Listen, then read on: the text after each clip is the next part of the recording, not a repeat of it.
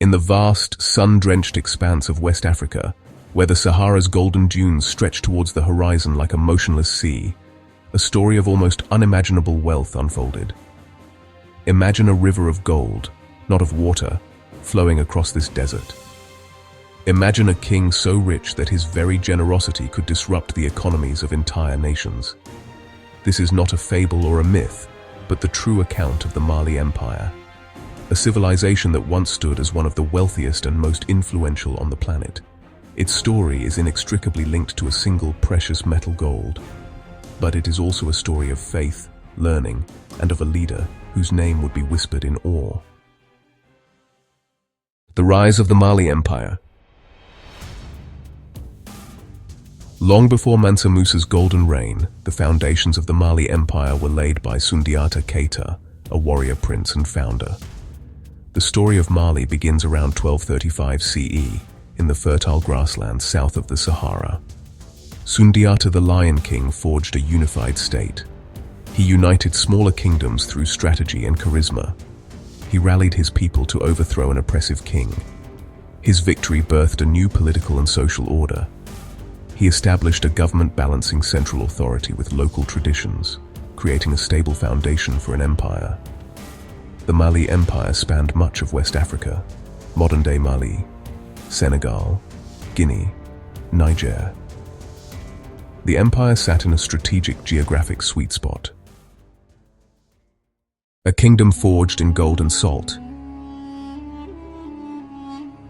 It lay between the Sahara's vast salt mines to the north and the goldfields of Bambouk and Bure to the south. In the medieval world, salt and gold were almost equal in value. Salt preserved food and sustained life in the heat.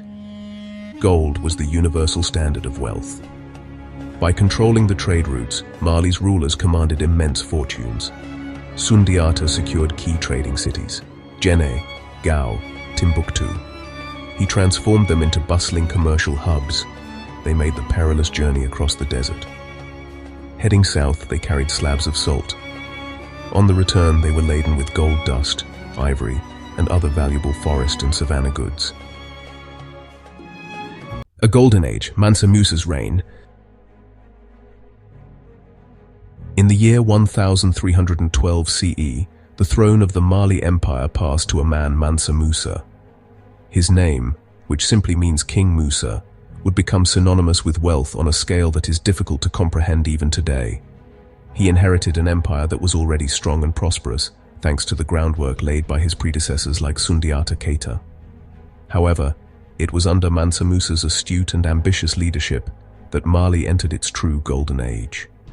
He was a skilled administrator, a brilliant economist, and a devout Muslim, whose faith would inspire the most legendary journey of his era and firmly place his empire on the world stage.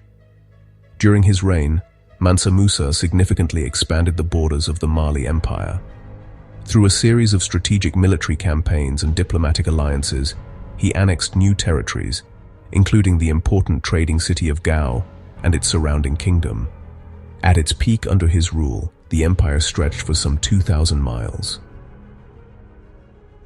A river of gold to Mecca, the Hajj. In 1324, Mansa Musa, a devout follower of Islam, embarked on the Hajj, the sacred pilgrimage to Mecca. However, this was to be no ordinary pilgrimage, a royal procession of such staggering scale and opulence. He intended to display the immense wealth and power of his empire. He set out from his capital with a caravan that was more like a moving city. Historical accounts, though they vary in specifics, paint a picture of a truly colossal undertaking. A river of people and animals flowing eastward across the African continent. The scale of the caravan was breathtaking. According to contemporary Arab chroniclers, the procession included as many as 60,000 people. Soldiers for protection, officials to manage the logistics, doctors, teachers, a personal court of attendants and servants.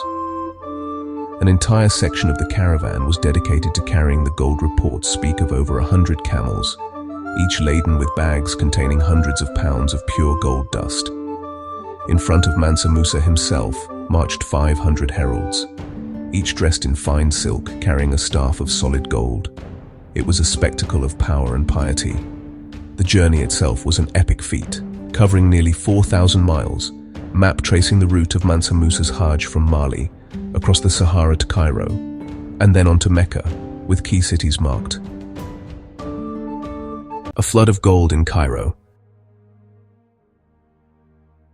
The most famous and consequential stop on Mansa Musa's pilgrimage was his stay in the city of Cairo, then a major political and economic hub of the Islamic world. When his enormous caravan arrived at the gates of the Egyptian capital in July 1324, it caused an immediate sensation. The people of Cairo, who were accustomed to seeing wealthy merchants and foreign dignitaries, had never witnessed anything on this scale. Thousands of attendants, an army of soldiers, a seemingly endless train of camels laden with gold. The Sultan of Egypt himself was so impressed that he insisted on meeting this powerful king from the west. During his 3-month stay in Cairo, Mansa Musa displayed a level of generosity that would become legendary. He gave away gold with an open hand to everyone he met. He lavished gifts upon the Sultan and his courtiers. He distributed gold to the poor in the streets. He spent lavishly in the city's markets, purchasing goods and giving gold as payment. Timbuktu's rise to scholarly fame. While Mansa Musa's Hajj broadcast Mali's wealth to the world, his greatest long-term legacy was the transformation of his empire into a celebrated center of scholarship and learning. Using the wealth from gold and the connections he made on his pilgrimage, he invested heavily in developing Timbuktu as an intellectual capital. Most notably, he hired an Andalusian architect named Abu Ishaq al-Sahili, whom he commissioned to build new mosques and a palace in Timbuktu and other cities. They constructed magnificent new mosques, including the famous Jingueriba Mosque, and established formal centers for study. Timbuktu, once primarily a dusty trading post on the edge of the desert, began its transformation into a city renowned for its books and its thinkers. The heart of this intellectual renaissance was the Sankore University. Sankore was a collective of independent schools and colleges, each with its own master scholar. Decline and lasting legacy. The golden age of the Mali Empire, which reached its zenith under Mansa Musa, could not last forever. Following his death around 1337 CE, the empire entered a period of slow but steady decline. Internal disputes over the line of succession weakened the throne. New trade routes began to emerge that bypassed its territory. Rival states like the rising Songhai Empire to the east began to capture key trading cities. The story of Mansa Musa and the Mali Empire is far more than that. It is a vital chapter in world history. It challenges long-held simplistic narratives about Africa. Mali's tale shows world-class centers of learning. Mansa Musa teaches a lesson about true wealth. His use of wealth built knowledge, culture, and shared identity that outlast dynasties. Hope you enjoyed this video. Give it a like if you did, subscribe for more, and thanks for watching.